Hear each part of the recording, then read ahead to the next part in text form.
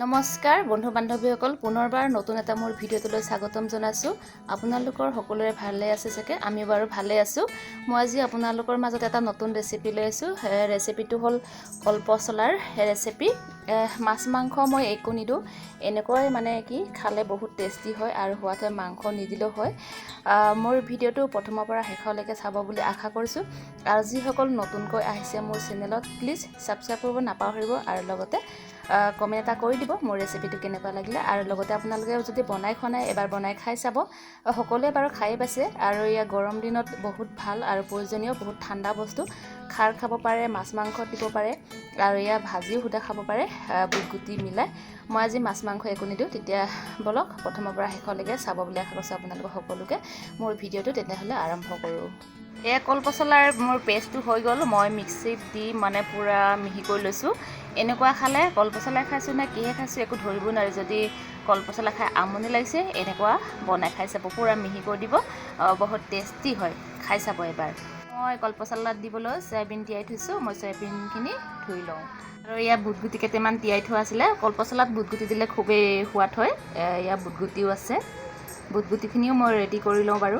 মই পিঁয়াজ আৰু ৰচুন, আদা, জলকীয়া মই পিচি ল'লোঁ একেলগে আৰু লঙো দি দিছোঁ ইয়াত আৰু ইলাচি এটা দি দিছোঁ দেই, গোন্ধটো বহুত ধুনীয়া হয়। এইফালে কেৰাহী গৰম হৈ গ'ল। মই চয়াবিনখিনি আগত খৰখৰাই ল'ম। তেল অলপমান দিছোঁ, বেছি সৰহ দিয়া নাই। চয়াবিনখিনি খমখমীয়াকৈ ভাজি ল'ম আগত। একেবাৰে হালধি নিমখ দি লৈছোঁ দেই।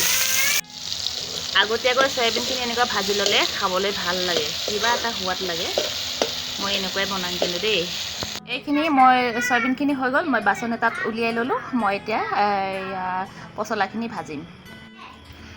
এইফালে পিঁয়াজখিনি দি দিলোঁ।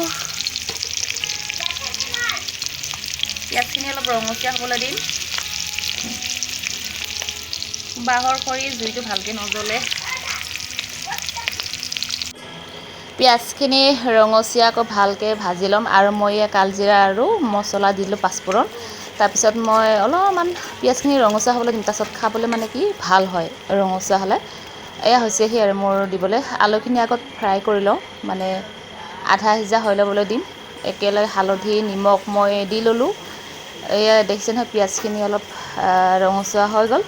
তাৰপিছত আলুখিনি মই ফ্ৰাই কৰি লৈছোঁ তাতে, আৰু নিমখ হালধি একেলগে দি দিয়া খালে বুটগুটি দি দিছোঁ। পচলাৰ লগত বুটগুটিখিনি দি দিলোঁ। বুটগুটি কাৰণ পচলাৰ লগত বহুত ধুনীয়া মিলে নহয়নে। বুটগুটিখিনি দি হৈ গ'ল। তাৰপিছত নিমখখিনিতো দিয়া হ'লেই আৰু পচলাখিনি মই দিবলৈ ৰেডি কৰি থৈ দিছোঁ। এইখিনি পচলাখিনি দি দিলোঁ তাতে। হালধি নিমখ নিদিওঁ আৰু ইয়াত দিয়াই খাইছোঁ যিহেতু। বুট আলুৰ লগত পচলাখিনি মিহলাই দিছোঁ। এনেকৈ মিহিকৈ কৰি ভাজি খাবচোন, মিক্সিত দি খাব। পচলা খোৱা যেন অকণো গমেই নাপাব। মানে দখৰাকৈ ডাঙৰ ডাঙৰকৈ কাটিও খাব পাৰে মাংসৰ দৰে। মই আজি মাংসৰ দৰে বনোৱা নাই, এনেকুৱা পিচি লৈছোঁ। এনেকৈ পিচি বনালে কি হয় মানে খাব ভাল লাগে আৰু দালিতো দিব পাৰি, এনেকুৱা ধৰিব নোৱাৰি পচলা খাইছে বুলি। যদি শুকান ভাজি খায় তেতিয়াহ'লে জুই কমাই দিব, পানী নিদিলে হ'ব। আৰু যদি অলপমান জোলমূৰীয়া খায় তেতিয়াহ'লে পানী দি দিব। মই অকণমান পানী দি দিছোঁ, অলপমান লুথুক লুথুকৈ বনাম। মই চয়াবিনখিনি যিখিনি মই ভাজি থৈ দিছিলোঁ, মই চয়াবিনখিনি দি দিলোঁ। ইয়ে মাংসৰ দৰে হ'বগৈ। মাছ মাংসটো কি লাগে, সদায় মাছ মাংস খালেও বেয়া, মুখৰ এটা জুতি। আৰু মাছ মাংস সদায় খাই থাকিলে সুদা ভাত খাবলৈ মন নোযোৱা হৈ যায়। সেইকাৰণে মাজে সময়ে নিৰামিষ খাব লাগে। মই এয়া জলকীয়া গুড়াখিনি দি দিলোঁ, দিবলৈও হৈ গৈছে। আৰু এই জলকীয়া গুড়াটো গোটেই সকলো আছে, আদা চাদা চব, আদা নহৰু গোটেইখিনি। মোৰ এয়া লুথুক লুথুকৈ হৈ গ'ল, জোল জোলমূৰীয়া। শুকান বেছি বনোৱা নাই, শুকান হ'লে জুইটো একেবাৰে কমাই দিব দেই, আৰু গেছত হ'লে ল' দি দিব, ল' মিডিয়ামত। এইখিনি হৈ গ'ল মোৰ ৰেচিপিটো। আপোনালোকে মই বনোৱাৰ দৰে এবাৰ বনাই খাই চাব আৰু মোৰ ৰেচিপিটো কেনেকুৱা লাগে আপোনালোকে জনাবলৈ নাপাহৰিব। এয়া বাতি এটাত উলিয়াই লৈছোঁ, এতিয়া গৰম গৰম ভাতৰ লগত খাম। কেনেকুৱা লাগিলে মোৰ ৰেচিপিটো কমেণ্টত জনাই দিব আৰু মোৰ দৰে বনাই খাই চাব। আৰু নেক্সট ভিডিঅ'ত আকৌ লগ পাম।